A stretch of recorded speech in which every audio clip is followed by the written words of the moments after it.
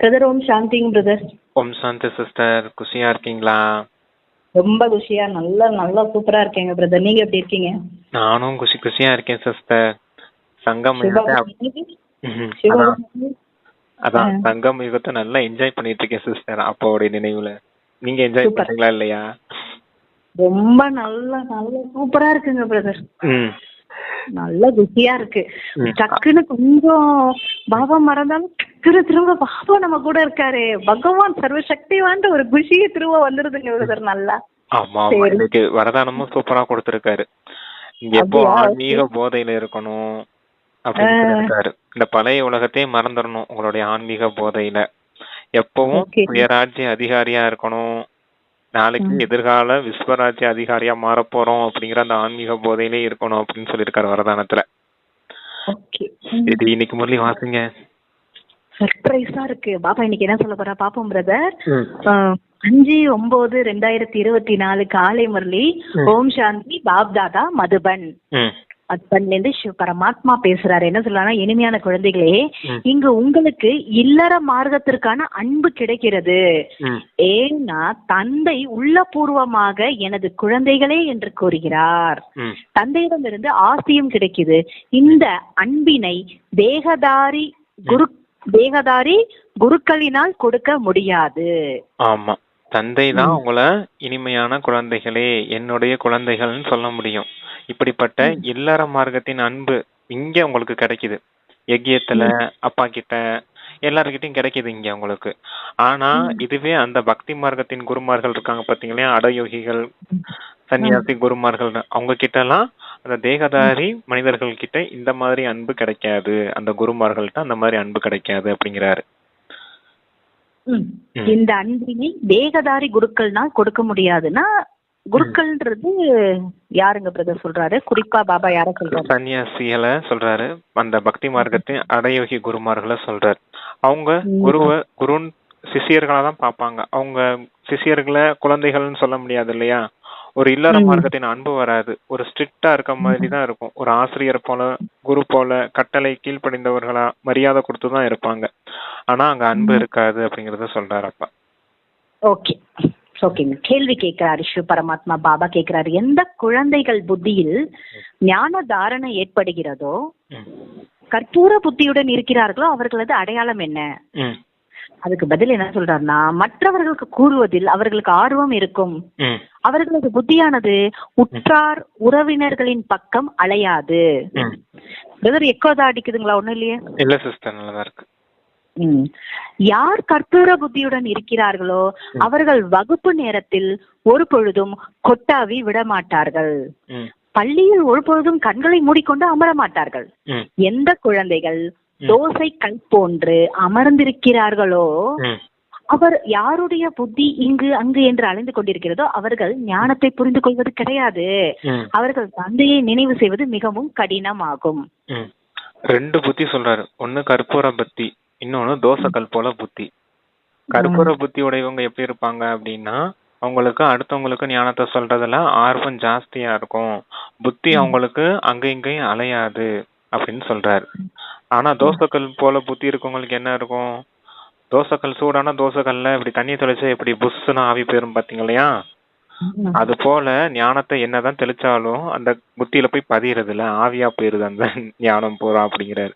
அவங்களால தந்தையை நினைவு செய்ய முடியறது இல்ல அப்படிங்கிறாரு. இந்த பள்ளிக்கூடத்துல யாராவது கண்ணை மூடிட்டு உட்காருவாங்களா? அப்ப பள்ளிக்கூடத்துல கண்ணை மூடிட்டு உட்காரக்கூடாது, கண்ணை திறந்துதான் உட்காரணும் அப்படின்னு சொல்றாரு அப்பா. அடுத்து பாபா ஓம் சாந்தி சொல்லி ஸ்டார்ட் பண்றாரு. பாபா என்ன சொன்னா, இது தந்தை மற்றும் குழந்தைகளோட சந்திப்பு, குரு மற்றும் சிஷ்யர்களோட சந்திப்பு கிடையாது. இவர் எனது சிஷ்யர், அதாவது எனது ஆதரவாளர் அல்லது மாணவர் என்ற பார்வை அந்த குருக்களிடம் இருக்கும். பார்வை சாதாரணமாகி விடுகிறது அல்லவா? அவர்கள் அந்த பார்வையுடன் தான் பார்ப்பார்கள். ஆத்மாவை பார்க்க மாட்டார்கள். அவர்கள் சரீரத்தை பார்ப்பார்கள். மேலும் அந்த சிஷ்யர்களுக்கு தேக அபிமானிகளாக அமர்ந்திருப்பர். சிஷ்யர்கள் அமரும் போது தேகாபிமானத்துல இருப்பாங்க. அவர்களை தங்களது குருவாக நினைப்பார்கள். நமது குரு என்ற பார்வைதான் அவர்களிடம் இருக்கும். குருவின் மீது மரியாதை தான் இருக்கும். இங்க அதிக வித்தியாசம் இருக்கு. இங்கு தந்தை குழந்தைக்கு மரியாதை கொடுக்கிறார். இந்த குழந்தைகளுக்கு கற்பிக்க வேண்டும் என்பதை அறிவார். தந்தையானவர் சொல்கிறார், அது அறிவார், கற்பிக்க வேண்டும். இந்த சிருஷ்டி உலக சக்கரம் எவ்வாறு சுற்றுகிறது? எல்லையற்ற சரித்திர பூகோளத்தை குழந்தைக்கு புரிய வைக்க வேண்டும். அந்த குருக்களிடத்தில் குழந்தைகளுக்கான அன்பு இருக்காது. தந்தையிடத்தில் குழந்தைகள் மீது அதிக அன்பு இருக்கு. மேலும் குழந்தைகளுக்கும் தந்தை மீது மிக மிக அதிக அன்பு இருக்கு. பாபா நமக்கு சிருஷ்டி சக்கரத்தோட ஞானம் இப்பொழுது சொல்கிறார் என்பதை குழந்தைகள் நீங்கள் அறிவீர்கள். அவர்கள் என்ன கற்றுக் கொடுக்கிறார்? அரைக்கல்பமா சாஸ்திரங்களை கூறி வந்தார்கள், பக்தியின் காரியங்களை செய்தார்கள், காயத்ரி, சந்தியாவந்தனம் போன்றவைகளை கற்றுக் கொடுத்து கொண்டிருந்தார்கள். இங்கு தந்தை வந்திருக்கிறார், தனது அறிமுகத்தை கொடுத்து கொண்டிருக்கிறார். நாம் முற்றிலும் தந்தையை அறியாமல் இருந்தோம் என்பதை புரிய வைக்கிறார். சர்வவியாபி என்று கூறிவிட்டோம், பரமாத்மா எங்க இருக்கிறார் என்று கேட்டால் உடனே சர்வவியாபி என்று சொல்வார்கள். உங்களிடம் மனிதர்கள் வரும்போது இங்கு என்ன கற்றுக் கொடுக்கிறீர்கள் என்று கேட்பார்கள். நாம் ராஜயோகம் கற்றுக் கொடுக்கிறோம் என்று கூறுங்கள். இதன் மூலம் நீங்கள் மனிதரிலிருந்து தேவதை, அதாவது ராஜாவாக ஆக முடியும். மேலும் மனிதரிலிருந்து தேவதை ஆகக்கூடிய கல்வி இங்கு மட்டுமே கற்றுக் கொடுக்கிறார்கள். சத்சங்கம் வேறு எதுவுமே இருக்காது. தேவதைகள் சத்தியுகத்துலதான் இருப்பாங்க. கலியுகத்துல மனிதர்கள் இருக்கிறார்கள். இப்பொழுது நான் உங்களுக்கு முழு சிருஷ்டி சக்கரத்தோட ரகசியத்தை புரிய வைக்கிறேன் என்று தந்தை சொல்கிறார். இதன் மூலம் நீங்கள் சக்கரவர்த்தி ராஜாவாக ஆகிறீங்க. மேலும் நீங்கள் பாவனம் ஆவதற்கான, அதாவது தூய்மை ஆவதற்கான மிக நல்ல யுக்தியையும் சுபபா சொல்றாரு. இந்த மாதிரியான யுக்தியை வேறு யாராலும் ஒரு பொழுதும் புரிய வைக்க முடியாது. இது எளிய ராஜயோகம். தந்தை பதித்த பாவனமாக இருக்கிறார். அவர் சர்வசக்திவானாகவும் இருக்கிறார். அவரை நினைவு செய்வதன் மூலம் தான் உங்களுடைய பாவங்களும் அழிந்து போகும். ஏன்னா யோக அக்னி இது அப்படின்றாரு. ஆக இங்கு புதிய விஷயங்கள் கற்றுக் கொடுக்கப்படுகிறது. அதான் பாருங்க, அந்த குருமார்களை நீங்க பாத்தீங்கன்னா எப்படி சிஷியர்கள் குருமார்களை பாக்குறாங்கன்னா பார்வை சாதாரணமா ஆயிடுது பாத்தீங்க இல்லையா? தேக அபிமானத்துல சிஷியர்களும் இருக்காங்க, குருமார்களும் இருக்காங்க. அப்ப அங்க மரியாதை எதிர்பார்க்கறாங்க. அப்ப இங்க தேக அபிமானம் இருக்கிறதுனால அவங்களுடைய பார்வை சாதாரணமாயிருது. ஆனா இங்க பாருங்க, நம்ம கிட்ட உண்மையான தந்தை நமக்கு பாடம் கற்பிக்கிறார் அப்படின்னா தந்தையின் மீது நமக்கு அன்பு ஏற்படுது. அதுதான், அந்த அன்பு தான் உண்மையான யோகாக்னி. அதனாலதான் பாவ கர்மங்கள் அழியுது அப்படின்னு சொல்றாரு. அது போன்ற விஷயம் அந்த குருமார்கள் கிட்ட இருக்கிறது இல்லை. ஏன்னா தேக அபிமானத்துல இருக்காங்க. ஆனா இங்க தந்தைய பாக்குறது பரமாத்மா ஆத்ம ரூபத்துல இருக்காருன்னு பாக்குறோம். நம்மளும் ஆத்ம ரூபத்துல இருக்கோம் அப்படின்றது புரிதல் ஏற்படுது இல்லையா? அப்ப இதுதான் யோகா அக்னின்னு சொல்றாரு. மற்றவர்கள் உங்ககிட்ட கேட்பாங்க, இங்க என்ன சொல்லி தரீங்க அப்படின்னு. இங்க ராஜயோகம் சொல்லித்தாரோம், ராஜாவாகிறதுக்கான யோகம், மனிதனிலிருந்து தேவதையா மாற போறோம். அத இந்த பாடத்தை கற்பிக்கக்கூடியவர் சாதாரண மனிதர்கள் கிடையாது. அந்த குருமார்களை போல பகவானே நேரடியா நமக்கு பாடம் கற்பிக்கிறார். அவராலதான் நம்மள மனிதனிலிருந்து தேவதை நிலைக்கு உயர்த்த முடியும் அப்படின்னு மற்றவங்களுக்கு சொல்லி புரிய வைங்க அப்படிங்கிறாரப்பா. இது ஞான மார்க்கம். ஞான கடலானவர் ஒரே ஒரு தந்தை. இவர், அதாவது பாபா சொல்றாரு, ஞானம் மற்றும் பக்தி தனித்தனியானது. ஞானத்தை கற்றுக் கொடுப்பதற்கு தந்தை வர வேண்டி இருக்கிறது. ஏன்னா அவர் தான் ஞான கடலா இருக்காரு. அவர் சுயம் நான் அனைவருக்கும் தந்தையாக இருக்கிறேன், பிரம்மாவின் மூலம் முழு உலகையும் பாவனமாக்குகிறேன் என்று தனது அறிமுகத்தை கொடுக்கிறார். சத்தியுகம் பாவன உலகம், கலியுகம் பதித்த உலகம். ஆக சத்தியுகத்தின் ஆரம்பம் மற்றும் கலியுகத்தின் கடைசியாகிய இதுதான் சங்கம யுகம். இது ஒரு லீப் யுகம் என்று கூறப்படுகிறது. இதில் தான் நாம் மேலே செல்கிறோம். எங்கு செல்கிறோம்? பழைய உலகிலிருந்து புது உலகத்துக்கு செல்கிறோம்.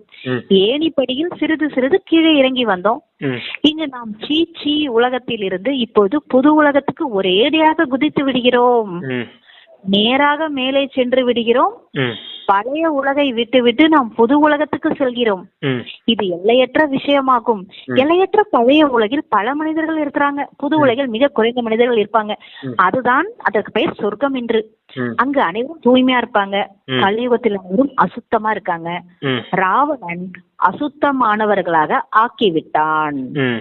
நீங்கள் இப்பொழுது ராவண ராஜ்யத்தில், அதாவது பழைய உலகத்துல இருக்கீங்க என்பதை அனைவருக்கும் நீங்கள் புரிய வைக்கிறீர்கள். புரிய வைக்கணும், புரிய வைக்கிறீங்கன்றாரு. உண்மையில் ராம ராஜ்யத்தில் இருந்தீர்கள், அதுதான் சொர்க்கம் என்று சொல்லப்பட்டது.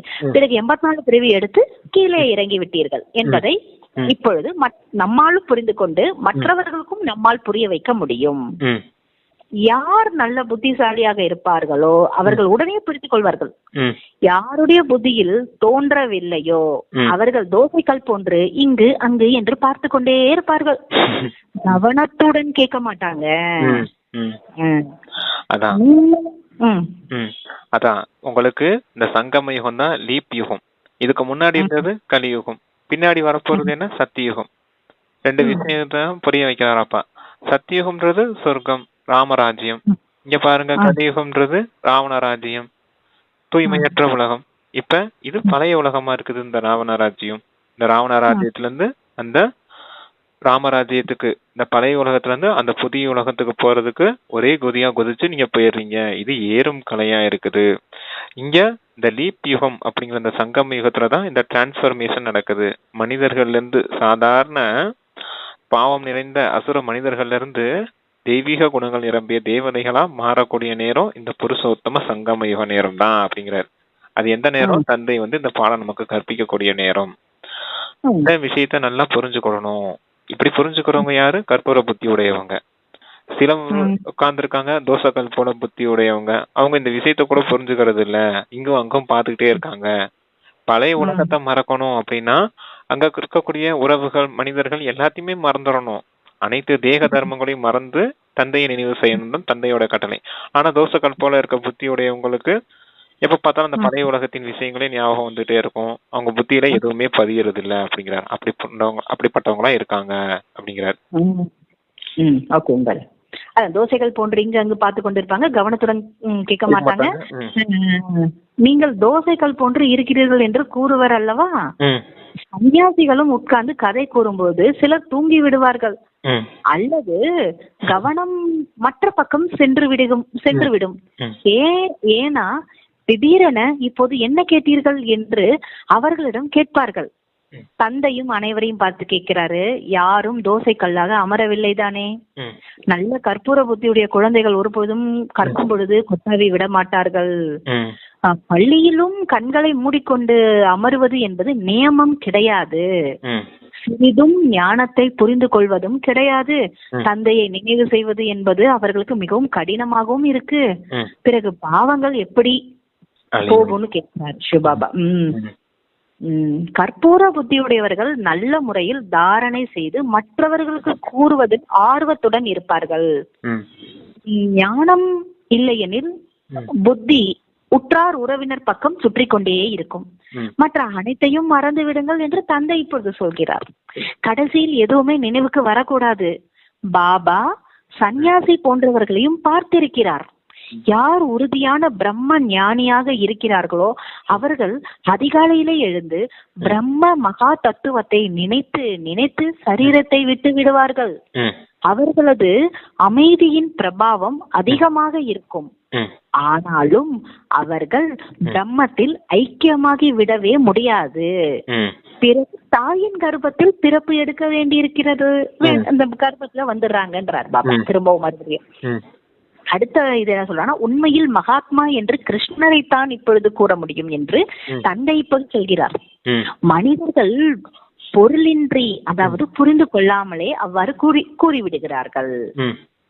ஸ்ரீகிருஷ்ணர் சம்பூர்ண நிர்விகாரி, ஆனால் அவர் சந்நியாசி என்று கூறப்படாமல் தேவதை என்று கூறப்படுகிறார் என்பதை தந்தை இப்பொழுது புரிய வைக்கிறார்.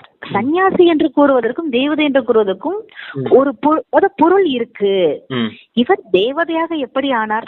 சந்நியாசத்திலிருந்து தேவதையாக ஆகியிருக்கிறார். இது எல்லையற்ற சந்நியாசம் செய்திருக்கிறார். பிறகு புது உலகத்துக்கு சென்று விட்டார். அவர்கள் எல்லைக்குட்பட்ட சந்நியாசம் செய்யறாங்க. எல்லையற்றதில் அவர்களால் அதாவது சன்னியாசிகளால் செல்ல முடியாது.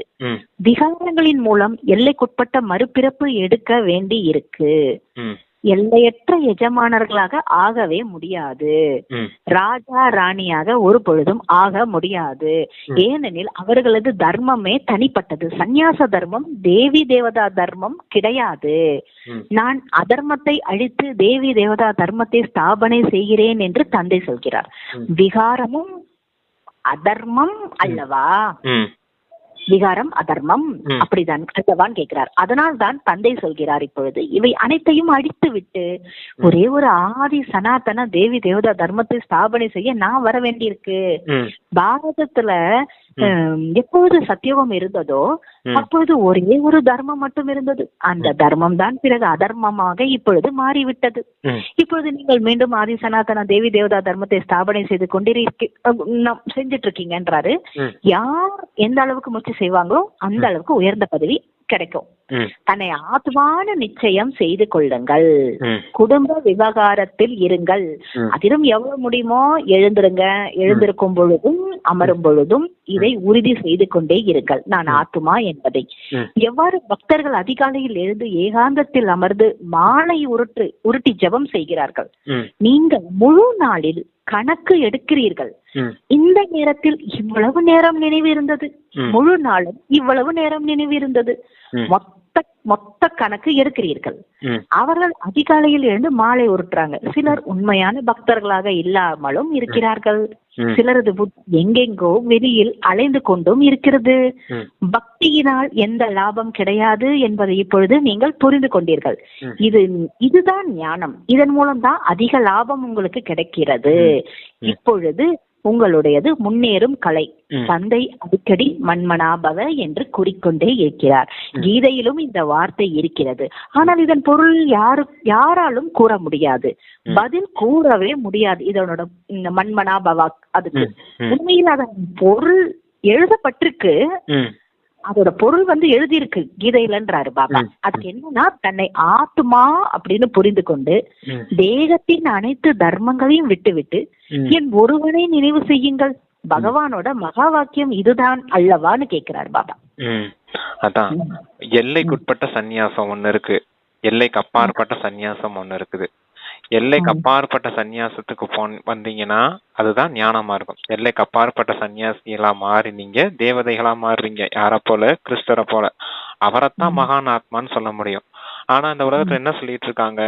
பிரம்ம ஞானிகளா இருக்காங்க. பிரம்ம ஞானிகளை தான் மகான் ஆத்மான்னு சொல்லிக்கிட்டு இருக்காங்க. எல்லைக்குட்பட்ட சன்னியாசிகளை தான் அப்படி மகான் ஆத்மான்னு சொல்லிக்கிட்டு இருக்காங்க. அவங்க என்ன செய்யறாங்க? அதிகாலையில எந்திரிச்சு பிரம்ம தத்துவத்தை நினைவு செய்யறாங்க. அதனாலதான் அவங்கள பிரம்ம தத்துவ ஞானிகள் அப்படின்னு சொல்ல முடியும். அவங்க ஒன்னும் அப்படியே அந்த பிரம்ம தத்துவத்தோட ஜோதியோட ஜோதி ஐக்கியம் ஆயிட முடியாது. அங்க போய் அப்படியே லீனமாயிடுவோம், கரைஞ்சு போயிடுவோம் அப்படின்லாம் போக முடியாது அவங்களால. அவங்களும் மறுபிறவி எடுக்க வேண்டியதா இருக்குது. விகாரத்தினால மறுபடியும் ஒரு சரீரத்தை எடுக்க வேண்டியதா இருக்குது. விகாரத்தினால ஒரு சரீரத்துல போய் அமர வேண்டியதா இருக்குது. அவங்களுக்கும் அந்த எல்லைக்குட்பட்ட சன்னியாசிகளா இருக்கிறது காரணத்தினால அவங்களும் மறுபிறப்புல வர வேண்டியது இருக்குது அப்படிங்கிறாரு. அப்ப அது எல்லைக்குட்பட்ட சந்நியாசம், அது சந்நியாச தர்மம். ஆனா இங்க பாருங்க, தந்தை கற்பிக்கிறது என்னன்னா இல்லற மார்க்கம் தான். இல்லற மார்க்கம் தான் தூய்மையற்ற இல்லற மார்க்கமா இருந்துச்சு கலியுகத்துல. இப்ப இருக்கிறது தூய்மையற்ற இல்லற மார்க்கமா இருந்துச்சு. தந்தை தூய்மையான இல்லற மார்க்கத்துக்கு தான் அழைச்சிட்டு போக வந்திருக்காரு. விகாரத்தை மட்டும்தான் விட சொல்றாரு. ஏன்னா விகாரமும் அதர்மம் இல்லையா, காம விகாரமும் அதர்மம் இல்லையா அப்படிங்கறத சொல்றாரு அப்பா. அதனாலதான் தந்தை என்ன சொல்றேன், ஏற்கனவே 63 பிறவிகளா பாவம் செய்திருக்கீங்க, அதனுடைய விகர்மத்தின் கணக்கும் இருக்குது. அதனாலதான் தந்தைய நினைவு செய்யுங்க அப்படின்னு சொல்றேன். நினைவுனாலதான் அந்த பாவ கர்மங்கள் அழியும். அதுக்குதான் மந்திரம் கொடுத்திருக்க அப்பா மன்மனாபவ அப்படின்னு. மன்மனாபவன் என்ன? ஆத்மான் நம்மளை உணர்ந்து பரமாத்மாவை நினைவு செய்யக்கூடிய மந்திரம் அது.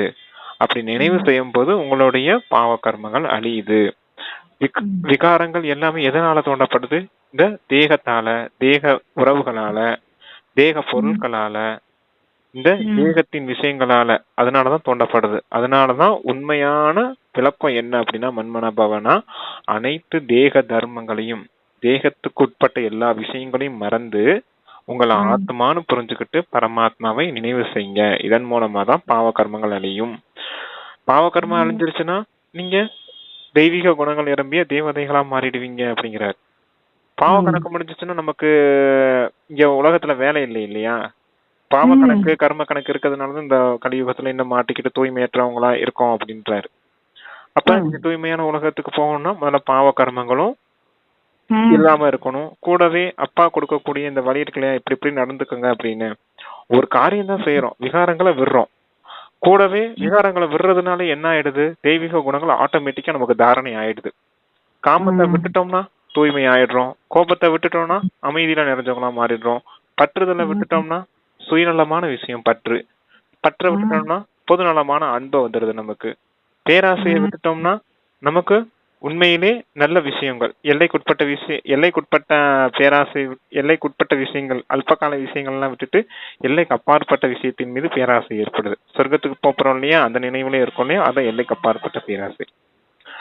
அதான் இப்படிப்பட்ட விகாரங்கள்லாம் நீங்க விடுறதுனால உங்களுக்கு ஆட்டோமேட்டிக்கா தெய்வீக குணங்கள் தாரணை ஆயிடுது. அகங்காரம் இருக்குது, இந்த அகங்காரத்தை நீங்க இப்ப நீக்குறீங்க, அப்ப பணிவுத்தன்மை நிறைஞ்சவங்களா நீங்க மாறி போயிடுறீங்க. இதுதான் எல்லைக்குட்பட்ட விஷயம், எல்லைக்கு அப்பாற்பட்ட விஷயம். அவங்களும் விகாரங்களை விடுறதுக்கு முயற்சி செய்யறாங்க, இருந்தாலும் எல்லைக்குட்பட்ட விஷயங்கள் இருக்கனால இன்னொரு பிறவி எடுக்க வேண்டியதா இருக்குது, அடுத்தடுத்த பிறவிகள்லாம் அவங்களும் வர வேண்டியதா இருக்குது அப்படிங்கிற. ஆனா இந்த பிரம்மத்தோட கலக்கிறது சொன்னாருங்க பிரதர். அதான் அத முதல்ல சொல்லிட்டேன்ல சிஸ்டர். சொல்லிட்டீங்களா? சரிங்க பிரதர்.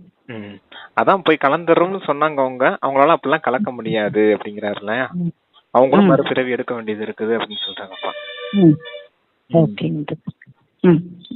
வேற சொல்லட்டுமா பிரதர்? சொல்லுங்க சிஸ்டர். அது பாபா வந்து சொல்றது, தேகத்தின் அனைத்து தர்மங்களையும் விட்டுட்டு என் ஒருவனை நினைவு செய்யுங்க, பகவானோட மகா வாக்கியம். ஆனா அவர்களது புத்தியில் கிருஷ்ண பகவானோட மகா வாக்கியம் என்று இருக்கிறது. அவர் தேகதாரி, பிறப்பிறப்பில் வரக்கூடியவர், அவரை பகவான் என்று எப்படி கூற முடியும்?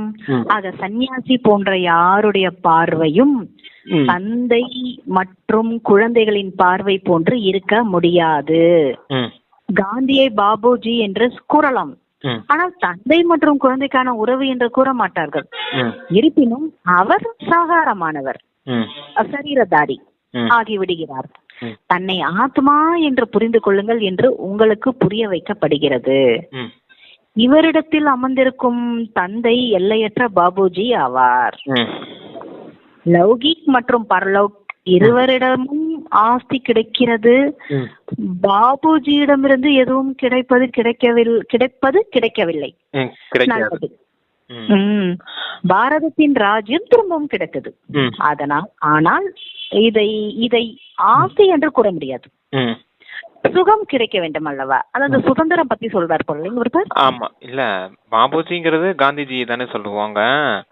அவர் ஃபாதர் ஆஃப் நேஷன் இல்லையா? அப்படித்தானே இந்தியாவில பாரத நேஷன் தானே வச்சிருக்கோம். தேச தந்தைன்னா யார சொல்லுவோம்? மகாத்மா காந்தின்னு சொல்லுவோம் இல்லையா? அது சொல்றாரு அப்பா. அந்த தந்தை கிட்ட இருந்து எதுவும் கிடைக்கல. மகாத்மா காந்தி கிட்ட இருந்து உங்களுக்கு என்ன கிடைச்சது? இந்த சுதந்திரம் கிடைச்சதுன்னு சொல்றீங்க. எங்க சுதந்திரம் கிடைச்சிருக்கு? ராவண ராஜ்யத்துல எல்லாம் மாட்டிட்டு தானே இருக்கீங்க அப்படின்றாரு. ரெண்டு விஷயம் இருக்குது, ரெண்டு ஆஸ்தி இருக்குது உங்களுக்கு. ஒண்ணு லௌகீக ஆஸ்தி, எல்லைக்குட்பட்ட தந்தை, நமக்கு உடல் கொடுத்தாங்க இல்லையா தந்தை, லௌகீகத்துல இருக்காங்க இல்லையா, லௌகீக விஷயங்கள், லௌகீக பரிவாரம், அவங்க கிட்ட இருந்து எல்லைக்குட்பட்ட ஆஸ்தி.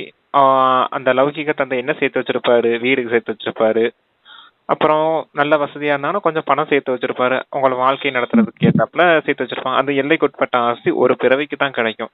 ஆனா இந்த தந்தையை பாருங்க, பாரலௌகிக தந்தையா இருக்காரு, உங்களுக்கு 21 பிறவிக்கு சொர்க்கத்தின் ஆஸ்தியை கொடுக்கறாரு. அதான் எல்லைக்குட்பட்ட தந்தை கிட்ட இருந்தே ஏதாவது கிடைக்குது, எல்லைக்கு அப்பாற்பட்ட தந்தை கிட்ட இருந்தும் 21 பிறவிக்கான ஆஸ்தி கிடைக்குது. இந்த ஃபாதர் ஆஃப் நேஷன் சொல்றீங்க இல்லையா, மகாத்மா காந்திஜி, பாபுஜி, அவர்கிட்ட இருந்து ஒண்ணுமே கிடைக்கல அப்படிங்கிறாரு. அது சொல்றாரு. ஆமாங்க பிரதர். பாரதத்தோட ராஜ்யம் திரும்பவும் கிடைக்குதுன்றாரு. அந்த இது இருக்கு இல்லையா, சுதந்திரம் கிடைச்சது இல்லையா, ஆங்கிலேயர்கிட்ட அடிமையார்களா இருந்தோம் இந்தியர்கள், பாரதவாசிகள். அவங்க இப்ப நம்ம அகிம்சை முறையில போராடினால, ஃப்ரீடம் ஸ்ட்ரகிள் பண்றதுனால, விடுதலை போராட்டம் செய்ததுனால அவங்க ராஜ்யத்தை ஒப்படைச்சிட்டு போயிட்டாங்க. இதுல நீங்களே பாத்துக்கோ, இந்தியர்களே ஆளட்டும் அப்படின்ட்டு விட்டுட்டு போயிட்டாங்க. அதுதான் அந்த சுதந்திரம் கிடைச்சது உங்களுக்கு அப்படிங்கறது சொல்றாரு. ஓகே, அதான் இதை ஆஸ்தி என்று கூற முடியாது, சுகம் கிடைக்க வேண்டும் அல்லவா கேக்குறாரு. ஆஸ்தினா சுகமா இருக்கணும்ல, அப்படி கேக்குறாரு பாபா. ஆமா, இப்ப இருக்கிறது சுகமா? துக்கம் தானே. துக்கமும் வருது, சுகமும் வருது, ரெண்டு கலந்து இருக்கு. இப்போ அங்க சுகம் மட்டும்தான் இருக்கும். ஆமா. அது பாபா சொல்றாரு 2 ஆஸ்திகள் இருக்கு. ஒன்று எல்லைக்குட்பட்ட தந்தையிடமிருந்து, மற்றொன்று எல்லையற்ற தந்தையிடமிருந்து. பிரம்மாவிடமிருந்து எந்த ஆஸ்தியும் கிடைப்பது கிடையாது. முழு பிரஜைகளுக்கும் அவர் தந்தையாக இருக்கலாம். அவரைத்தான் great great great grand father, தந்தை என்று கூறுகிறோம். அவர் பிரம்மா, அதாவது அவர் பிரம்மா, அவர் தானே கூறுகிறார் என்னிடமிருந்து உங்களுக்கு எந்த ஆஸ்தியும் கிடைக்காதுன்ட்டாரு. இவரிடமிருந்து எதுவும் கிடைக்காது என்று இவர் கூறும் பொழுது அந்த பாபு காந்திஜி அவரிடமிருந்து உங்களுக்கு என்ன ஆஸ்தி கிடைக்கும்? இது புரியுது உங்களுக்கு? பிரம்மா பாபா சொல்றாரு, இவர் தான் கிரேட் கிரேட் கிராண்ட் ஃபாதர்னு வர்ணிக்கப்படுறாரு. பிரம்மா பாபா தான். அவர்கிட்ட இருந்தே உங்களுக்கு எந்த ஆஸ்தியும் கிடைக்கிறது கிடையாது.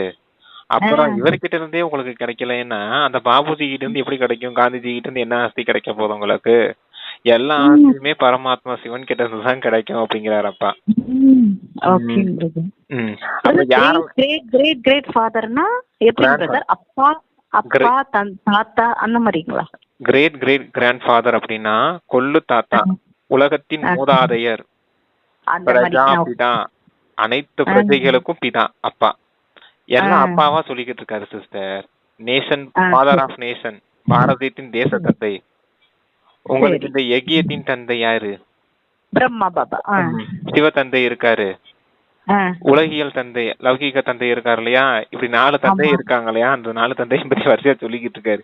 யாருகிட்ட இருந்து உங்களுக்கு நல்ல ஆஸ்தி கிடைக்குது எல்லாத்தையும் யோசிச்சு பாருங்க. ஆமா, காந்திஜி கிட்ட இருந்து கிடைக்கல உங்களுக்கு. உலகியல் தந்தை கிட்ட இருந்து, லௌகிக தந்தை கிட்ட இருந்து ஒரு பிறவிக்கான ஆஸ்தி கிடைக்குது. இந்த பிரம்மா பாபா எகியத்தின் தந்தையா இருக்காரு, அவர்கிட்ட இருந்து கூட உங்களுக்கு ஒண்ணும் கிடைக்கிறது கிடையாது.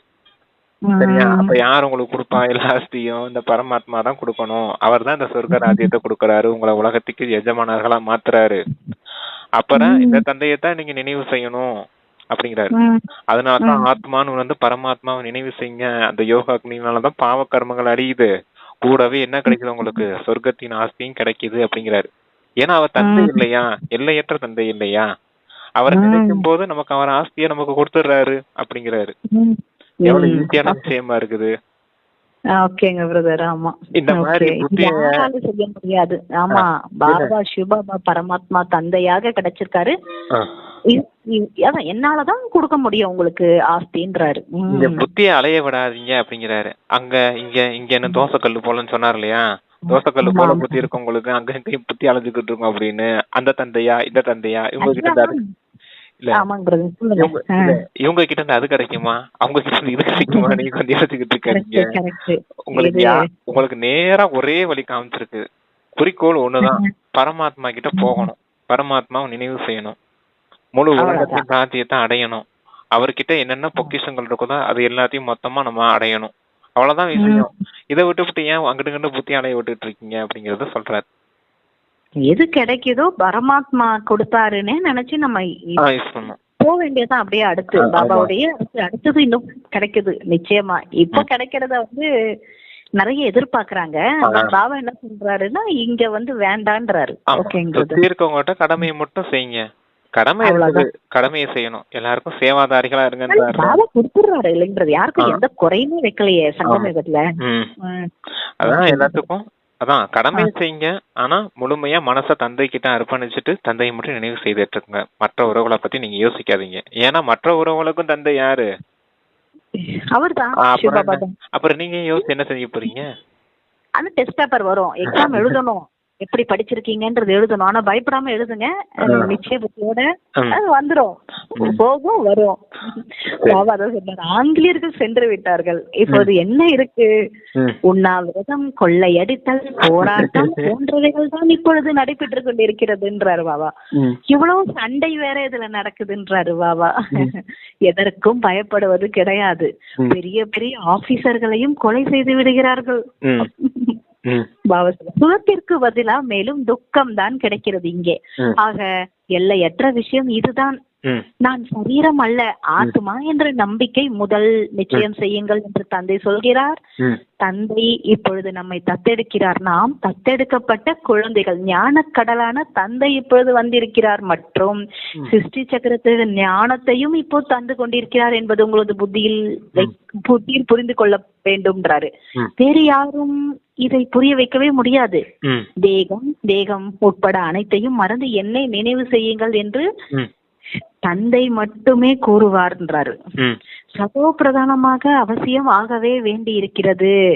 பழைய உலகம் இப்பொழுது விநாசம் ஆகியே தீர வேண்டும் என்பதையும் நீங்கள் அறிவீர்கள். புது உலகில் மிகவும் குறைவாகத்தான் இருப்பார்கள். கோடிக்கணக்கான ஆத்மாக்கள் எங்கே இருக்கிறார்கள்? 9 லட்சம் ஆத்மாக்கள் எங்கே இருக்கிறார்கள்? அனைவரும் எங்கு செல்வார்கள்? நாம் அனைத்து ஆத்மாக்களும் மேலேதான் இருந்தோம் என்பது இப்பொழுது உங்களது புத்தியில் இருக்கு. பிறகு நடிப்பை நடிக்கத்தான் இங்க வந்தோம். ஆத்மா தான் நடிகர் என்று சொல்லலாம். ஆத்மா சரீரத்தின் மூலம் நடிப்பை நடிக்கிது. ஆத்மாவுக்கு இந்திரியங்கள் தேவை.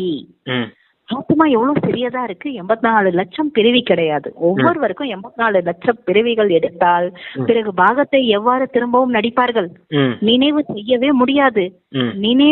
நினைவே இருக்காதுன்றார் பாபா. நினைவே நீங்கிவிடும். அனைத்து நினைவுமே 84 பிறவிகளே உங்களுக்கு நினைவுல இல்ல. இப்போ உங்களுக்கு தெரியல, மறந்து விட்டீர்கள் அனைத்தையும். இப்பொழுது குழந்தையாக நீங்கள் தந்தையை நினைவு செய்து அவசியம் தூய்மை ஆக வேண்டும். இந்த யோகா அக்னியின் மூலம் விகர்மம் விநாசம் ஆகும். எல்லையற்ற தந்தையிடமிருந்து எல்லையற்ற ஆஸ்தியை நாம் கல்பமா அடைந்தோம் என்ற நம்பிக்கை இருக்க வேண்டும். இப்பொழுது மீண்டும் சொர்க்கவாசி ஆவதற்காக தந்தை கூறுவது என்னவென்றால், என் ஒருவனை நினைவு செய்யுங்க. ஏன்னா நான் தான் பதித்த பாவனாக இருக்கிறேன். நீங்கள் தான் தந்தையை அழைத்தீர்கள். ஆக இப்போது தந்தை பாவனமாக்குவதற்காக வந்து இருக்கிறார். பாவனமாக இருப்பவர்கள் தேவதைகள், பதித்தமாக இருப்பவர்கள் மனிதர்கள். பாவனமாகி பிறகு சாந்தி தாமத்துக்கு செல்ல வேண்டும். நீங்கள் சாந்தி தாமம் செல்ல விரும்புகிறீர்களா அல்லது சுகதாமம் வர விரும்புகிறீங்களா? பாபா சொல்றாரு, சுகம் என்பது காக்கை எச்சலுக்கு சமம். எமக்கு சாந்தி தேவை என்று சந்நியாசிகள் கூறுகிறார்கள். ஆக அவர்கள் ஒருபொழுதும் சத்தியுகத்துக்கு வரவே முடியாது. சத்தியுகத்துக்கு இல்லற மார்க்கம் அந்த தர்மம் தான் இருக்கும். தேவதைகள் விகாரமற்றவராக இருப்பாங்க. அவர்கள் மறுபிறப்பு எடுத்து இப்பொழுது அதாவது தூய்மை இழந்து விடுகிறார்கள். இப்பொழுது விகாரமற்றவர்களாக மறுபடியும் ஆக வேண்டும் என்று தந்தை சொல்கிறார். சொர்க்கத்துக்கு செல்ல வேண்டும் எனில் தந்தையை கண்டிப்பா நினைவு செய்யுங்கள். உங்களது பாவங்கள் அழிந்துவிடும். புண்ணிய ஆத்மாக்களாக ஆகி விடுவீர்கள். பிறகு சாந்திதாமம் மற்றும் சுகதாமத்துக்கு செல்வீர்கள். அங்கு அமைதியும் இருந்தது, சுகமும் இருந்தது. இப்போது துக்கதாமம் இருக்கிறது. பிறகு தந்தை சுகதாமமாக ஸ்தாபனை செய்கிறார். அதாவது அதாவது சொர்க்கமாக மாற்றுகிறார். துக்கதாமத்தை விநாசம் செய்கிறார். சித்திரம் இப்பொழுது எதிரில் இருக்கிறது. இப்பொழுது நீங்கள் எங்கு நினைக்கிறீர்கள்? அதாவது பாபா சித்திரம் எதிரில் இருக்கு. இப்போது நீங்கள் எங்கு நின்றிருக்கிறீர்கள் கேட்கிறாரு என்று கூறுங்கள். இப்பொழுது கலியுகத்தின் இறுதி விநாசம் எதிரில் இருக்கு. பிறகு மிக சிறிய பாகம் மட்டுமே இன்னும் இருக்கிறது. எவ்வளவு கண்டங்கள் அங்கு, அதாவது இவ்வளவு கண்டங்கள் அங்கு இருக்காது, சத்தியுகத்துல இருக்காது, சொர்க்கத்துல. இந்த உலகின் சரித்திரம் பூலோகத்தை தந்தை மறுபடியும் புரிய வைக்கிறார். இது பாடசாலை. பகவானோட மகா வாக்கியம் முதல் தந்தையோட அறிமுகத்தை கொடுக்க வேண்டி இருக்கும். இப்போது கலியுகமா இருக்கு. பிறகு சத்தியுகத்துக்கு செல்ல வேண்டும். அங்கு சுகம் மட்டும்தான், சுகமே சுகம். ஒருவரை மட்டுமே இப்போது நினைவு செய்யுங்க. இதுதான் கலப்படமற்ற நினைவு என்று பாபா சொல்றார். சரீரத்தையும் மறந்து விட வேண்டும். சரீரத்தை மறந்துடுங்கன்றாரு பாபா. சாந்தி தாமத்துல இருந்து வந்திருக்கிறீங்க நீங்க. பிறகு மீண்டும் சாந்தி தாமத்துக்கு செல்ல வேண்டும்.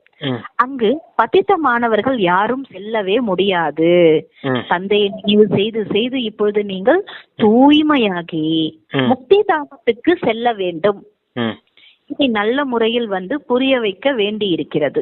முன்பு இவ்வளவு சித்திரங்கள் கிடையாது. படங்களே இல்லாமல் சுருக்கமாக புரிய வைக்கப்பட்டது. இந்த பாடசாலையின் மூலம் மனிதரிலிருந்து தேவதையாக ஆக வேண்டும். இது புது உலகம் செல்ல ஞானமாகும். அதை தந்தை மீண்டும் இப்பொழுது கொடுக்கிறார்.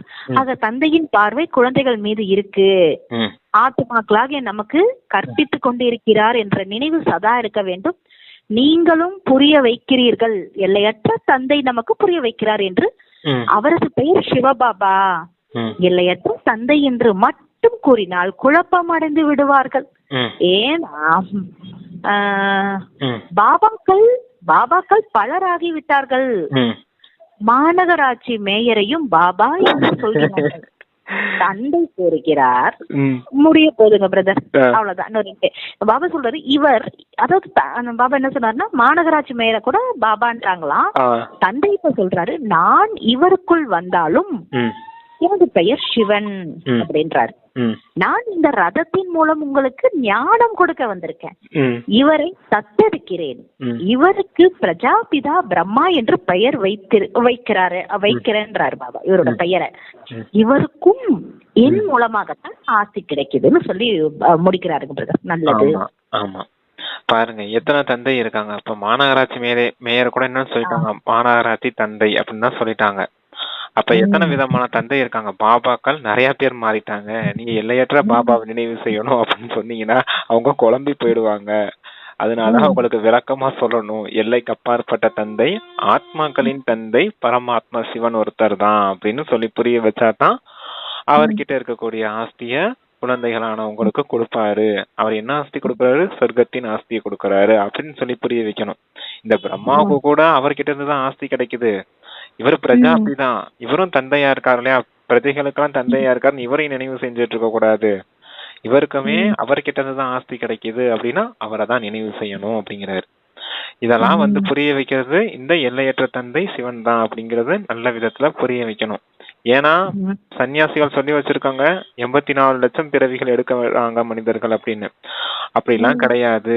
84 பிறவிகளே நீங்க மறந்து போயிடுறீங்க. 84 லட்சம் பிறவிகளா எடுத்தீங்கன்னா எப்படி டிராமா ரிப்பீட் ஆகும், எப்படி நினைவு செய்வீங்க நீங்க அதெல்லாம். அதனால இந்த 84 லட்சம் பிறவிகள் அப்படிங்கறதெல்லாம் கிடையாது. 84 பிறவிகள் தான் எடுத்திருக்கீங்க. தந்தை சொல்லக்கூடிய விஷயம் தான் உண்மையான விஷயம் அப்படிங்கிறார். ஆத்மாக்கெல்லாம் ஆத்மலோகத்துல இருந்தீங்க, அங்க இருந்து நடிக்கிறதுக்காக இங்க இறங்கி வந்தீங்க நடிகர்களா. ஆத்மாக்கள நடிகர்னு சொல்ல முடியும். 84 பிறவிகளின் பாகத்தை இந்த நடிகர்களான ஆத்மாக்கள் நடிக்கிறாங்க. இப்ப இறுதி நேரம் டிராமா முடிய போகுது. முதல் பிறவில ஆரம்பிச்சு 84 பிறவிகளையும் முடிச்சிட்டீங்க. இப்ப இறுதி நேரம் வந்தாச்சு, மறுபடியும் சாந்தி தாமம் போகணும். அதுக்கு ரெடி பண்ணுங்க. அதுக்கு தான் நீங்க வீட்டுக்கு போகணுங்கிறதுக்காகத்தான் தந்தை உங்களை இங்க இந்த ஞானத்தை கொடுத்து அழைச்சிட்டு போறதுக்காக வந்திருக்கேன். எதுக்காக அவர் அங்க இருந்து இங்க அழைச்சிட்டு போகணும்? ஏன்னா அது தூய்மையான உலகம். இங்க இருக்கவங்க எல்லாரும் மனிதர்கள் பூரா தூய்மையற்றவர்களா இருக்காங்க. தூய்மையற்றவர்கள் அந்த தூய்மையான உலகத்துக்கு வர முடியாது. அதனாலதான் தந்தை அவரை நினைச்சுக்கிட்டே இருங்க அப்படிங்கறத சொல்றாரு. அப்படி நினைச்சிட்டே இருக்கும்போது தூய்மையாகும். தூய்மையானதுக்கு அப்புறம் தான் அந்த சாந்தி தாமமான அந்த பரந்தாமத்துக்கு, நம்ம ஆத்மலோகம், நம்ம வீட்டுக்கு போக முடியும் அப்படிங்கிற ஞானத்தை சொல்லி தராரு அப்படிங்கிறாரு. ஆத்மலோகத்துக்கு போயிட்டாலும் ஆத்மலோகத்துக்கு போயிட்டாலுமே நம்ம அங்கேயே இருந்துட முடியாது. மறுபடியும் இந்த உலக நாடகத்துல பார்ட் பண்றதுக்கு வந்தே ஆகணும். அப்ப போறது சாந்தி தாமம் போறீங்க, திரும்பி வரும்போது சுகதாமத்துக்கு வாரீங்க அப்படிங்கறத சொல்றாரு. பிரதர் 84 லட்சம்னா அப்போ நம்மளோட ஆத்மாக்குள்ள எவ்வளவு எண்ணங்களும் தாட்ஸ்களும் அதோட நடிப்போட அந்த இதுவும் இருந்தா இந்த இதுவே நம்மளால பாபா சக்கர சுத்துங்கன்றாரு. அதுக்கே நம்ம திணறோம். எப்படி சுத்துறது இருக்கும் அதுக்குள்ள, அந்த ஆத்மாக்குள்ள. அது முதல்ல தாங்குமா? 84 பிறவியும் தாங்க முடியல நம்மளால. இல்ல, அழிவற்ற ஆத்மா தான். ஏன்னா அவங்க சொல்லி வச்சிருக்காங்களே 84 லட்சம் பிறவிகள் அப்படின்னா, ஒவ்வொரு ஆத்மா நாய் பிறவி எடுத்து யானை, இப்படி உலகத்துல 84 பிறவிகள் இருக்கு இல்லையா, 84 லட்சம் பிறவிகள் இருக்கு இல்லையா. ஒவ்வொரு ஜீவராசிகளுக்குமே நம்ம ஆத்மா போய் பிரவேசமாயி அந்த பாகத்தை நடிச்சு வந்திருக்குது அப்படின்ற மாதிரி அவங்க மனிதர்கள் சொல்லி வச்சிருக்காங்க. அந்த சன்னியாசிகள் சாஸ்திரத்துல சொல்லி வச்சிருக்காங்க. அப்படிப்பட்ட விஷயம் எல்லாம் கிடையாது. மனித ஆத்மா மனித பிறவி மட்டும்தான் எடுக்கும். இப்ப சிங்கத்தோட ஆத்மா சிங்கத்தின் பிறவி மட்டும்தான் எடுக்கும். இது எந்த விதத்துல புரிய வைக்கிறது அப்படின்னா, இப்ப மாமரம் இருக்குது. மாமரத்துல ஒரு கொட்டை இருக்குதுன்னா அத மண்ணில் விதைச்சா என்ன மரமா முளைக்கும்? மாமரம் தான் வரும், வேற எப்படி வரும்? இல்ல பலாப்பழம் வித்தியாசம் முளைக்குமா? இல்ல வாழை மரம் எதுவும் முளைச்சு வருமா மாங்கொட்டையை விதைச்சோம்னா? வராது இல்லையா? அந்த கொட்டையில என்ன பதிவு இருக்குதோ அதுதானே, அதுபடிதானே அதோடைய விஸ்தாரம் மரம் வெளிவருது. அது போல அதே போல மனித ஆத்மாவில இருக்கக்கூடிய பதிவு மனித சரீரம் எடுக்கக்கூடிய அளவுக்கு தான் இருக்கும். அப்ப மனித சரீரத்தை தான் எடுக்கும். இப்போ ஒரு சிங்கத்தோட ஆத்மா அதனுடைய தன்மைய சிங்கத்தின் ஜென்மம் எடுக்கிறதுக்கு தான் அதுல தன்மை இருக்குது. ஆத்மாக்களும் விதை போலதான். அதனாலதான் தந்தை சொல்றாரு, நான் விதை சொரூபமா இருக்கேன்னு அப்பா சொல்றாரு இல்லையா? மனித சிருஷ்டியின் விதை ரூபமா நான் இருக்கேன்னு சொல்றாரு. இந்த சிருஷ்டியின் விதை ரூபமா இருக்கேன்னு சொல்றதுல அப்பா, மனித சிருஷ்டியின் விதை ரூபமா நான் இருக்கேன் அப்படின்னு தான் சொல்றாரு அப்பா. அப்ப ஆத்மாக்களும் விதைக்கு சமமானவர்கள். எப்படி கொட்டையில மரத்துக்கான அந்த பதிவு இருக்குதோ அது போல ஒவ்வொரு ஆத்மாக்களையும் அதது பிறவிகளுக்கான பதிவுகள் தான் இருக்குமே அப்படின்றத நல்ல விதத்துல புரிஞ்சுக்கணும். நம்ம மற்றவர்களுக்கும் புரிய வைக்கணும். 84 லட்சம் பிறவிகள்னா ஒவ்வொரு பிறவிக்குள்ளேயும் இந்த ஆத்மா போய் ஒன்னும் பிரவேசமாயிக்கிட்டு இருக்க கூடாது, பிரவேசமாயிட்டு இருக்கிறது இல்லைன்றதையும் நல்ல விதத்துல புரிஞ்சுக்கணும். இப்ப நம்ம நாயா பிறந்த நாய் மாதிரி லொல்லுன்னு குலைச்சிட்டு இருப்போமா? இல்ல யானை மாதிரி, இல்ல யானை ஆத்மாக்குள்ள போயிட்டு நம்ம யானை பிறவி எடுத்தோம்னா யானை மாதிரி பேறிட்டு இருப்போமா? அதெல்லாம் உள்ளுக்குள்ள இருக்கும். அந்த மாதிரி நமக்கு எனக்கா கனவுல வந்திருக்குதான். இப்ப நமக்கு கனவுல வருது, விகாரத்தின் உணர்வுகள் ஏதாவது வருதுனாலே எப்படி வருது? மனிதர்களை பத்தி யோசிக்கிற இந்த மாதிரி தானே வருது. பூர்வ பிறவிகளின் சம்ஸ்காரம் இருக்குதுன்னு சொல்றாரு இல்லையாப்பா? பூர்வ பிறவிகளின் சம்ஸ்காரம் இருந்தாலும் எதன் அடிப்படையில வருது? மனித ரூபத்துல தானே வருது. அப்ப புரிஞ்சுக்கணும் நம்ம. அப்ப இதுக்கும் நமக்கு எந்த சம்பந்தமும் கிடையாது அப்படின்னு. இந்த 84 லட்சம் பிறவிகளுக்கும் நமக்கும் தொடர்பு இல்ல. மனித ஆத்மா மனித பிறவிதான் எடுக்குன்றது நல்ல விதத்துல புரிஞ்சுக்கணும்.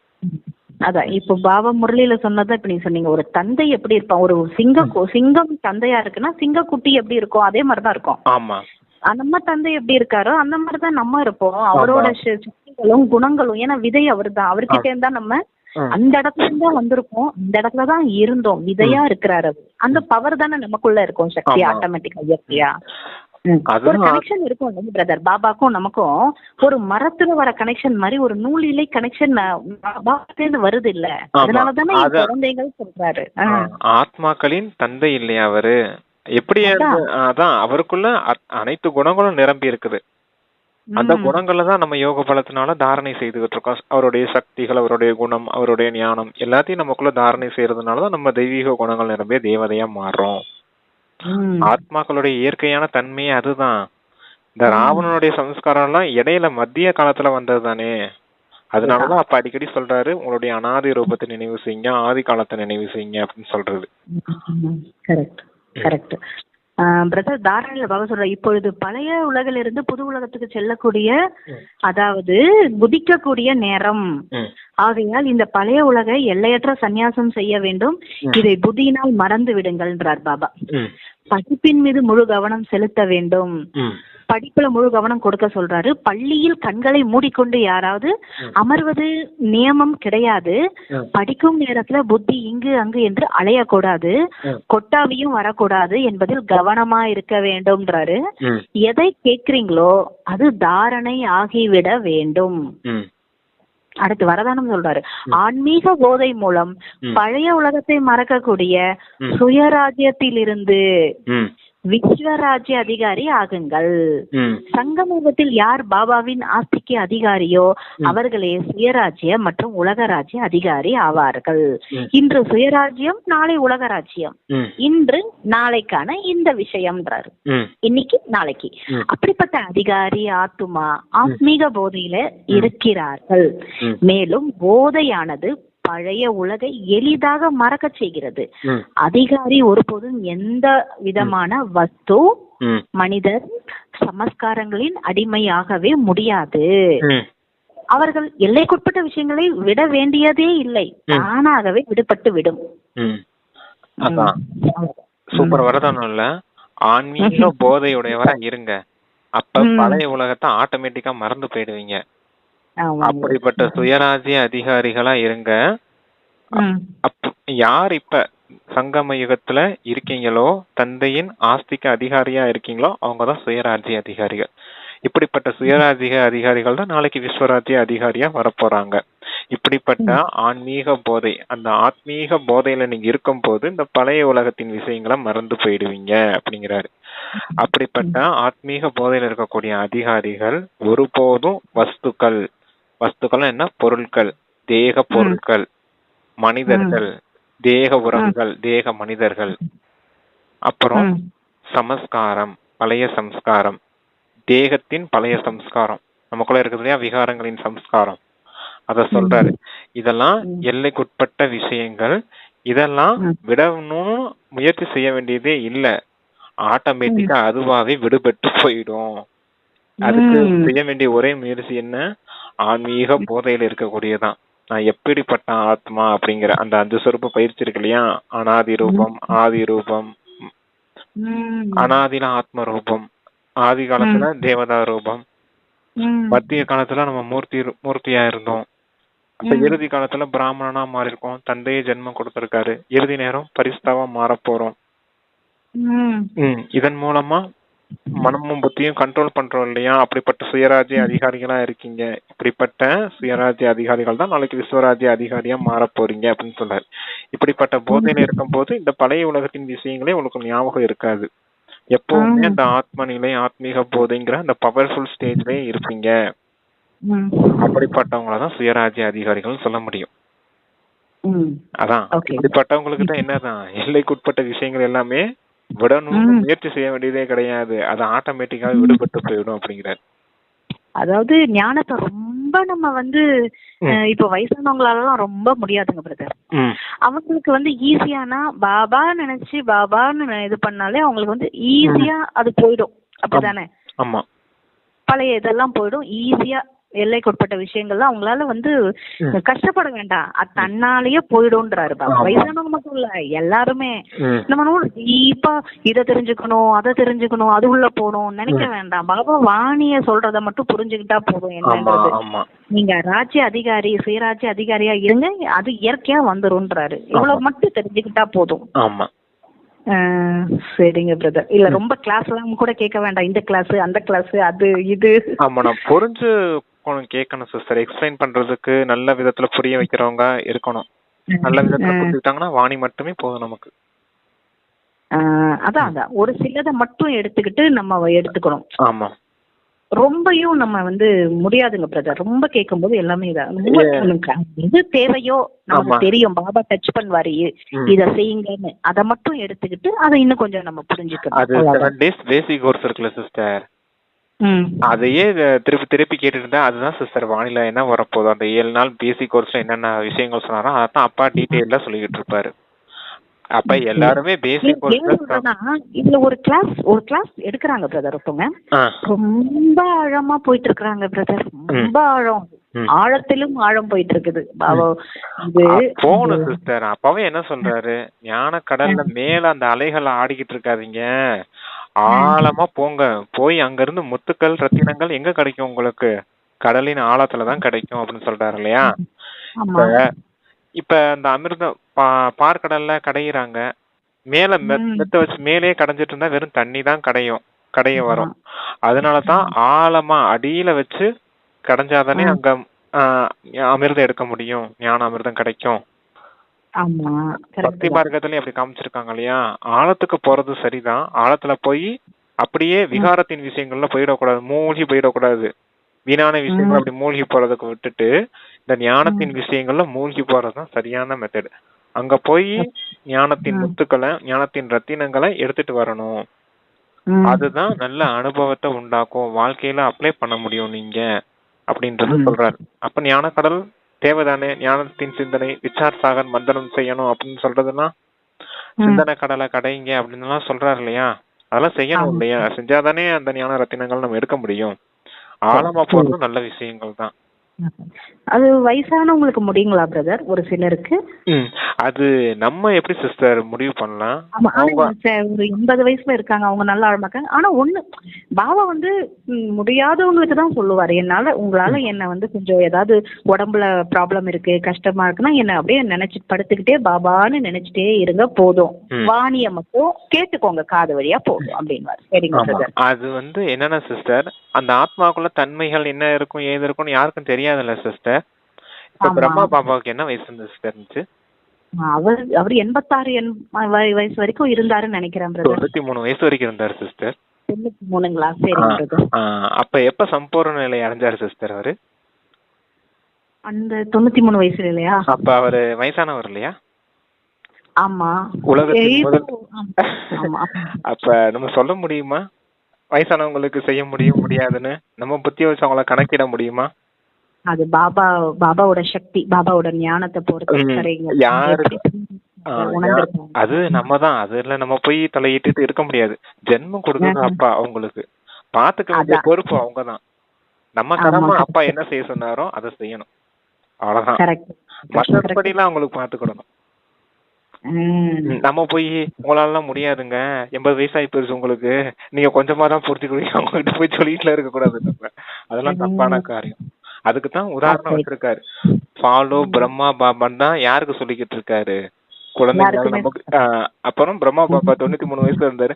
அவரெல்லாம் முயற்சி செஞ்சாருங்க. 80 வயசுல அப்படி நமக்கெல்லாம் ஒண்ணும் புரியாதுன்னா நீங்க நினைக்காதீங்க. எங்க பாபாவே 93 வயசு வரைக்கும் நல்லா முயற்சி செஞ்சுதான் கிருஷ்ணனா மாறி இருக்காரு. சரியா?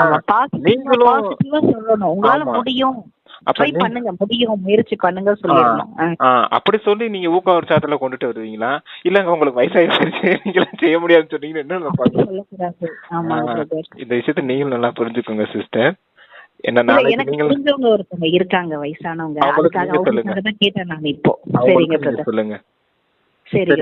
அடுத்தவங்கள எப்பவுமே குறைச்சு பேசக்கூடாது. எல்லாருமே மிக உயர்ந்த ஆத்மாக்கள். யாருக்குள்ள என்ன பதிவு இருக்குன்னு தெரியாது. அவங்க விஸ்வ மகாராஜாவே வரலாம். 80 வயசான என்ன, 90 வயசான 100 வயசு கூட இருந்துட்டு போறாங்க. ஜானகி எத்தனை வயசு வரைக்கும் இருந்தாங்க? 104 வயசு. 103 104 வயசு இருந்தாங்க இல்லையா? அப்ப அவங்க எல்லாம் யாரு? அவங்க எல்லாம் எவ்வளவு பெரிய தலை, எவ்வளவு ஞான கடலை கடைஞ்சு எவ்வளவு சூப்பரான கிளாஸ் பண்ணிருக்காங்க. அவங்க எல்லாம் இறுதி வரைக்கும் கிளாஸ் பண்ணிட்டு தானே இருந்தாங்க. அவங்களால முடிஞ்சது ஏன் இவங்களால முடியாது? கரெக்ட். அந்த மாதிரி நம்ம பாசிட்டிவா அவங்கள நினைக்கணும். உங்களால முடியும் நினைக்கிறது கூட இல்ல, அவங்களை ஊக்க உற்சாகப்படுத்தி அவங்களையும் சின்ன பிள்ளைங்க மாதிரி மாத்திரணும். இவ்வளவு ஷார்ப்பா வேலை செய்து அவங்களுக்கு புத்தி அப்படிங்கிற அளவுக்கு நம்மளே பெருமையா பேசுற அளவுக்கு இருக்கணும். அவங்க அடுத்தவங்களுக்கு உதாரணமா இருக்கணும். எல்லா வயசானவங்களுக்கும் உதாரணமா இருக்கணும். என்னால முடிஞ்சதுங்க, நீங்களும் செய்யுங்க, என்ன பலம் மாறிடுவீங்கன்னு அவங்க 4 பேத்துக்கு ரோல் மாடலா இருக்க வேணாமா? பிரம்மா பாபா நமக்கு ரோல் மாடல் தானே, ஜானகி தாதி நமக்கு ரோல் மாடல் தானே. ஆமா. குல்சார் தாதி எவ்வளவு கஷ்டத்துல இருந்தாலும் எவ்வளவு இது பண்ணிட்டு இருந்தாங்க கடைசி வரைக்கும். எல்லாருமே வயசானவங்க தானே. ஆமாங்க பிரதர், கண்டிப்பா.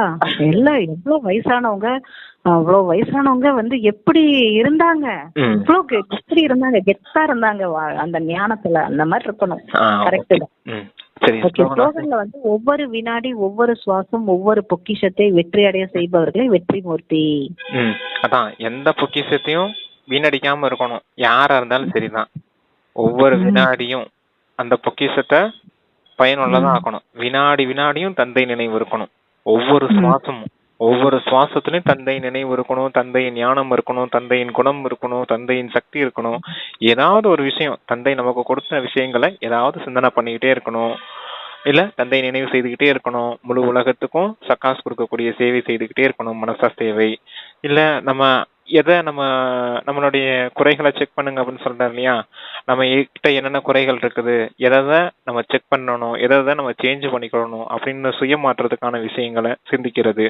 இது எல்லாமே இந்த விஷயத்துக்குள்ளதான் அடங்கும். எந்த பொக்கிஷத்தையும் வீணான விஷயங்கள்ல கொண்டுட்டு போகாம உங்களுடைய சுய மாற்றத்துக்கு, சுய முயற்சிக்கு, உலக நன்மைக்கு, சுய நன்மைக்கு, இதுக்கான விஷயங்களாவே பயன்படுத்திக்கோங்க. அப்பனா தான் நீங்க வெற்றி மூர்த்தியும் ஆக முடியும். அதான் சொல்றாரு, ஒவ்வொரு எண்ணத்தையும், ஒவ்வொரு சுவாசத்தையும், அடுத்து என்ன சொன்னாரு? வினாடி. வினாடி. அதான் ஒவ்வொரு வினாடி, அடுத்து சுவாசம், அடுத்து பொக்கிஷம். வெற்றியடைய செய்பவர்களே. ஆமா, பொக்கிஷம். அதான் பொக்கிஷம்ன்றா என்ன? பொக்கிஷம் நிறைய பொக்கிஷம் சொல்லுவார். ஞான பொக்கிஷம், குணங்களின் பொக்கிஷம், சக்திகளின் பொக்கிஷம், நேரம், எண்ணம், சொல், செயல். இது எல்லாமே பொக்கிஷங்கள் தானே. மனம், சொல், செயல், உள்ளுணர்வு, பார்வை, உள்ளுணர்வு, விருத்தி, திருஷ்டி, கர்மா, வாச்சா, கவனம் செலுத்தணும். இத்தனை விதத்திலையும் கவனம் செலுத்தணும். நம்ம இதுல ஏதாவது ஒண்ணு தினமும் சிந்தனை பண்ணிக்கிட்டே இருங்க. இந்த மாதிரி விஷயங்களை சிந்தனை பண்ணிக்கிட்டே இருங்க. அப்பதான் பொக்கிஷங்கள் சேவிங்ஸ் ஆகும், அதிகரிக்கும். இதை எதையாவது செக் பண்ணி சேஞ்ச் பண்ணிட்டே இருந்தீங்கன்னா எப்பவுமே நீங்க வெற்றி மூர்த்தியா இருப்பீங்க அப்படின்றாரு. பொக்கிஷங்களை வீணடிக்காதீங்க. இப்ப வீணான விஷயங்களை யோசிச்சுட்டு இருந்தோம்னா நேரம் வீணா போகும், சுவாசம் வேஸ்டா போகும், சக்தி சங்கல்பம் வேஸ்டா போகும், எல்லாமே வேஸ்டா போயிடும் இல்லையா? எல்லாமே வேஸ்டா போயிடும். குணங்களும் குறைஞ்சு போயிடும், மனச்சோர்வு வரும். அப்ப எப்படி நீங்க வெற்றி மூர்த்தி ஆக முடியும்? அதனால வீணான விஷயங்கள், விகார விஷயங்களை நீக்கிட்டு தந்தை கொடுத்த விஷயங்கள்லாம் சிந்தனை பண்ணிட்டே இருங்க, இறுதியில வெற்றி மூர்த்தியா ஆயிடுவீங்க அப்படின்னு சொல்றாரு அப்பா.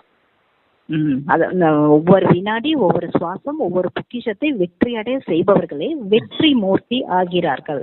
அப்ப ஒரு நாளைக்கு ஒரு பொக்கிஷத்தை கூட நம்ம தொடர்ந்து திரும்ப திரும்ப திரும்ப அது ஃபுல்லா வரும்போது அது அது அது நல்ல ஆழமா வரும். ரெண்டாவது வேற ஒரு பொக்கிஷம் அந்த மாதிரி கூட எடுத்து அப்படி எடுத்து மாத்தி மாத்தி மாத்தி வெரைட்டியா இருக்கணும். ஒரே தான் எடுத்துக்கிட்டாலும் போர் அடிக்கும். மாத்தி மாத்தி மாத்தி செஞ்சுட்டே இருந்தீங்கன்னு வச்சுக்கோங்க, அது கொஞ்ச நாளைக்கு பழக்கம் வர்றதுக்கு கஷ்டமா இருக்கும். பழக்கம் ஆயிடுச்சு வச்சுக்கோங்க, அதுவே சம்ஸ்காரம் ஆயிட்டு போயிடும். அப்ப நாம செய்ய வேண்டியது கிடையாது. அப்படிப்பட்டவங்க தான் வெற்றி மூர்த்தி ஆக முடியும் அப்படிங்கிறார். வெற்றி மூர்த்தினா அந்த வெற்றி அடைந்த மூர்த்தியா இப்போ இருக்கிறாங்க எல்லாருமே. இறுதி நேரத்துல சம்பூர்ண நிலை, சம்பன்ன நிலை அடைவோம் இல்லையா, அதை சொல்றாரப்பா. சொல்றாரு. அவங்களாலதான் இந்த வெற்றி மூர்த்தியா காட்சிகள் கொடுக்கறதோ இல்ல பாவனையால மத்தவங்கள திருப்திப்படுத்துறதோ முடியும். இவங்களால மட்டும்தான். அப்படியே இருக்குது. அப்பா என்ன சொல்றாரு? வெற்றி உங்களுடைய பிறப்புரிமையா கிடைச்சிருக்கு அப்படின்னு தான் சொல்றாரு. உங்களுடைய ரைட்ஸ் அது. வெற்றிங்கிறது உங்களுடைய பிறப்புரிமையா கொடுத்துருக்கீங்க அப்பா. அத இந்த பொக்கிஷங்களை பயன்படுத்தினீங்கன்னா கண்டிப்பா அந்த வெற்றியை உங்களால உருவாக்கிக்க முடியும்ன்றாரு. Super brother, super Vani. Okay, Om Shanti. Thank you, brother. Thank you, sister. Thank you, mama.